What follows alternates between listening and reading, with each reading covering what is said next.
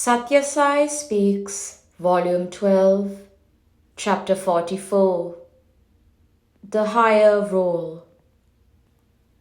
Ekam Sat Vipra Bahuda Vadanti.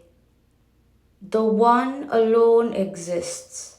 Wise men call it by many names. This is the harmonizing, unifying truth that India teaches through the ages. Another lesson that Indian culture embodies and Indian thought emphasizes is when the process of living revolves around the body, it is steeped in misery. When it revolves around the Atma, the divine spark within, it is resplendent with joy.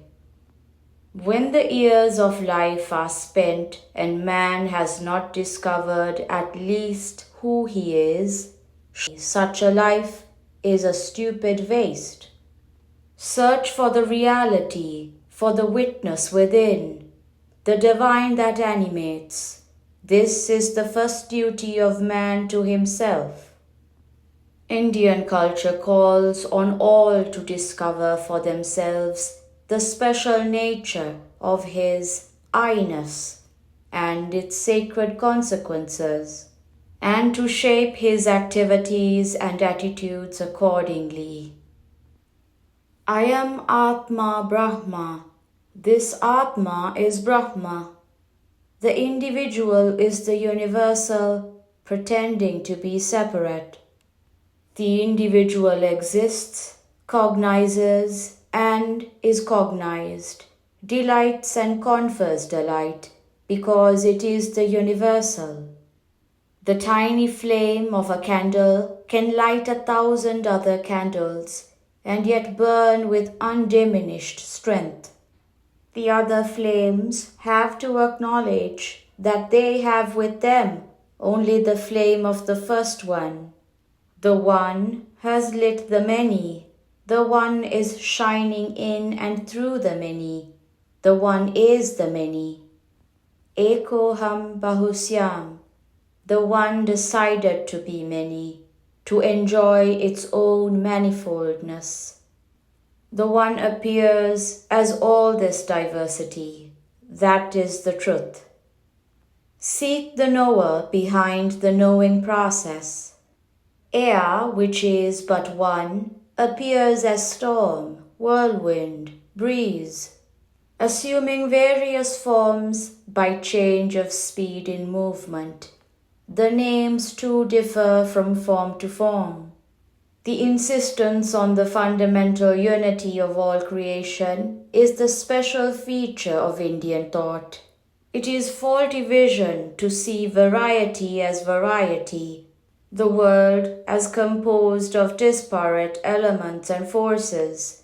In spite of this great heritage which Indians have come by, they are today disparaging it and devaluing it by their behavior and beliefs.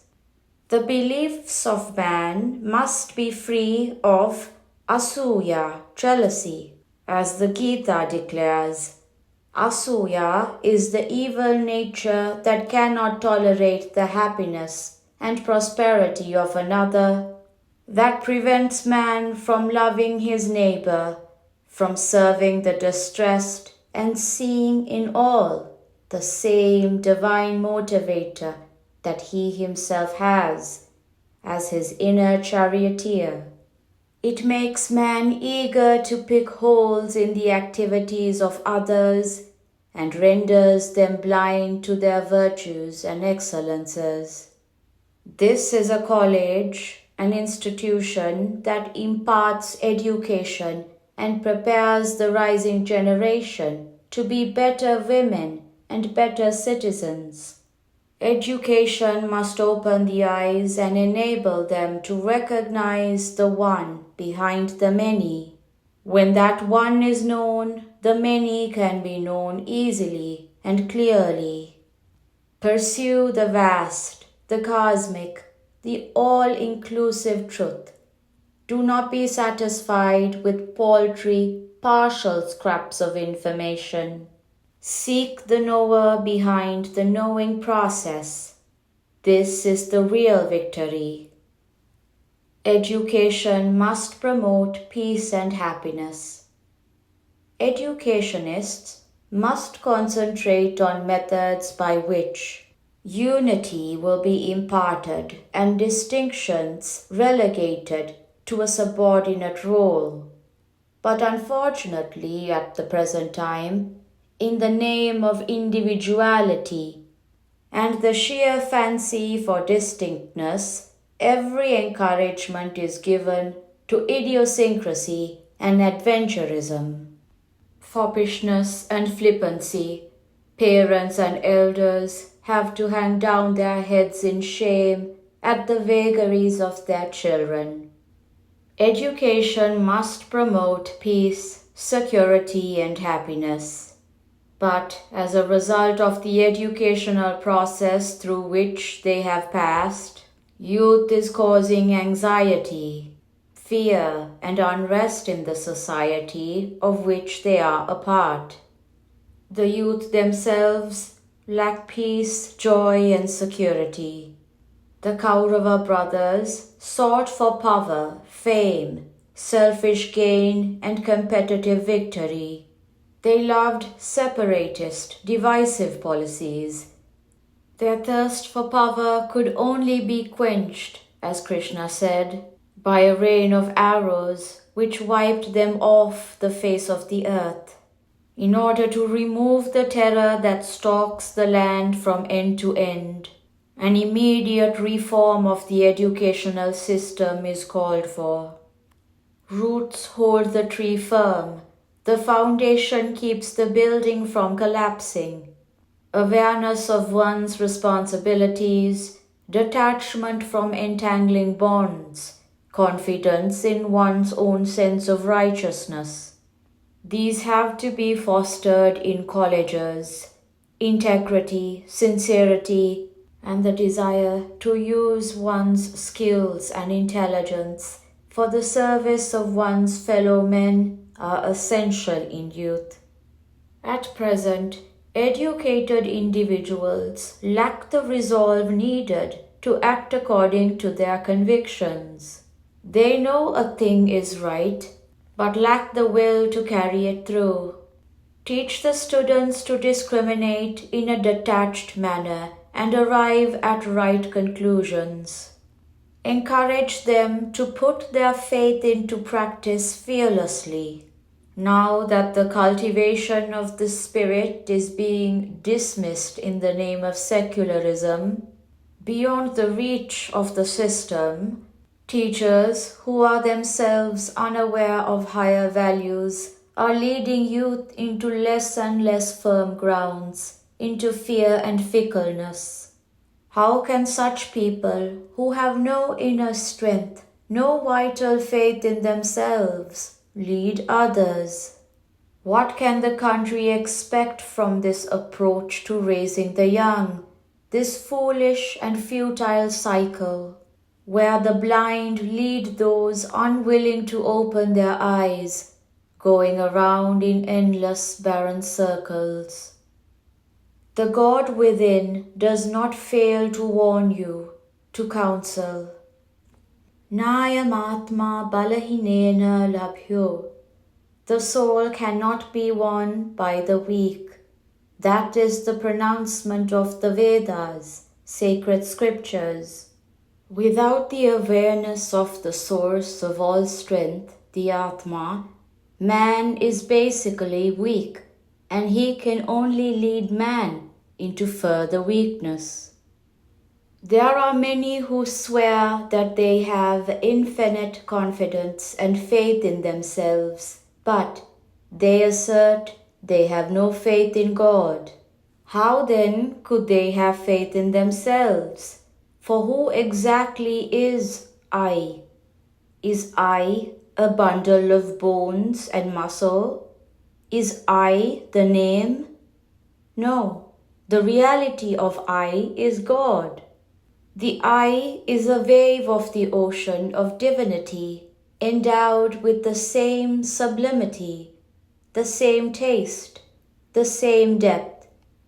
How then can defeat descend on I?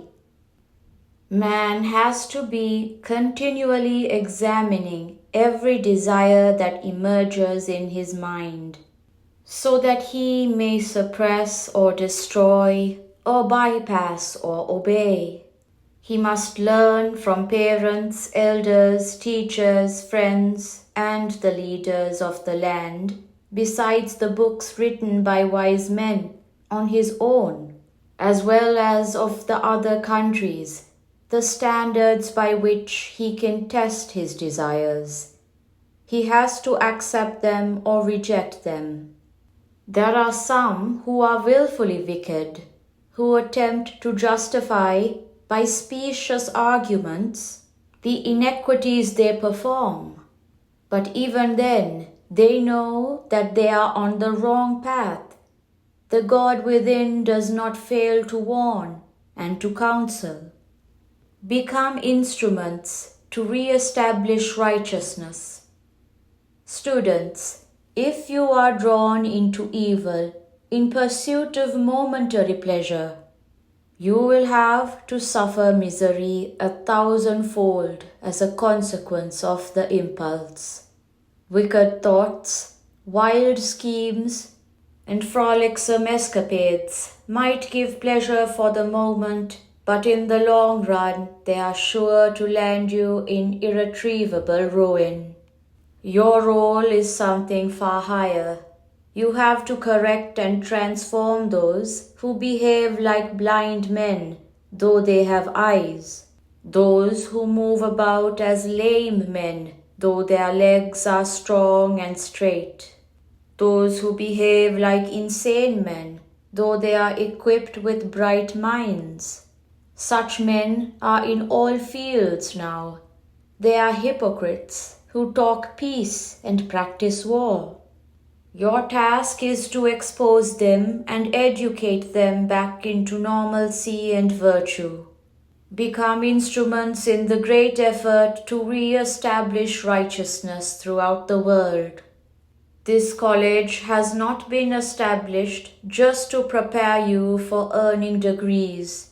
The main purpose is to help you to cultivate self-knowledge and self-confidence, so that each one of you can learn self-sacrifice and earn self-realization.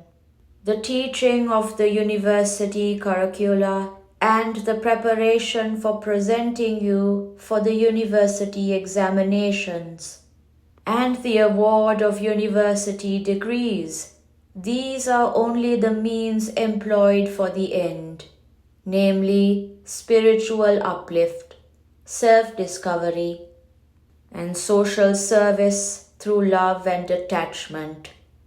Our hope is that by your lives you will be shining examples of spiritual awareness and its beneficial consequences for the individual and society. Anantapur, August 1974. The good qualities you've developed are the fruits you have nurtured in the tree of your life. To pluck these fruits which you have protected and grown and offer them to God holds a unique and meaningful significance. In order to promote good qualities, you have to undergo several troubles. So it is through these good qualities that your mind can also acquire a divine concentration. Without good qualities and without good thoughts, how can you fix your mind in meditation? Sri Sathya Sai Baba.